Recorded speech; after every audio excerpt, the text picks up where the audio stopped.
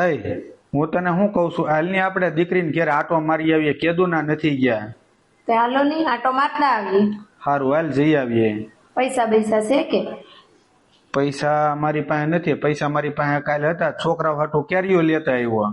મનોજ ને કયો ને પૈસા આપે તો આપણે બેન હાટું કેરીઓ લેતા જઈએ. એની પરિસ્થિતિ થોડી ખરાબ છે તો ભાણિયા હાટું થોડી કેરીઓ લેતા જઈએ છે. હા તે હારું કહું લે. મનોજ બટા. હા બાપુ.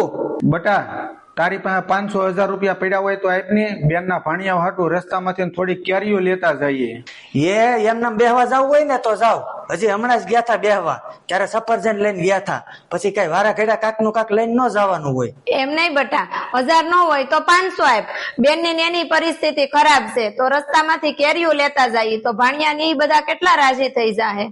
નકરું લઈ જાવું શું કરો છો? અત્યાર સુધી લાટ લઈ ગયા છો. જયારે જાવ છો તો ક્યાંક નું ક્યાંક લઈ જાવ છો. કોઈ દી ખાલી હાથે નથી ગયા. હવે તો પાછા વળો. લાટ લઈ જાવ છું એટલે હું તારી પાસેથી લઈને લાટ બધું દઈ આવ્યો છું. તમે બોલો માની. હવે આજ આપણે નથી જાવું દીકરીની ઘેરે. નહીં, આજ તો તું મને બોલવા દે. એને મકાન માંથી હું ભાગ આપી આવ્યો છું, ઘરેણા માંથી હું ભાગ આપી આવ્યો છું. ઈ બિચારીના જયારે લગ્ન છે ને ત્યાં સુધી એને સિલાઈ નું કામ કરીને એના પૈસાનો કરિયાવર કરીને પછી એ હારે ગઈ છે. અને તારી નિહાળની ફી હોચેની ભરતી છે. તો તને શરમ આવવી પડે આવું બોલતા. અને આજે બેન ની પરિસ્થિતિ ખરાબ છે તો તને કઈ શરમ નથી આવતી કે આપણે બેન ને થોડોક સાથ સહકાર આપવો પડે? મારી ભૂલ થઈ ગઈ બાપુ, મને માફ કરી દેજો. તમે બેન ની ઘરે બેહવા જાવ છો ને તો બેન ની હાટુ 1000 રૂપિયાની કેરી અને 1000 રૂપિયા બેન ના હાથમાં આપતા આવજો.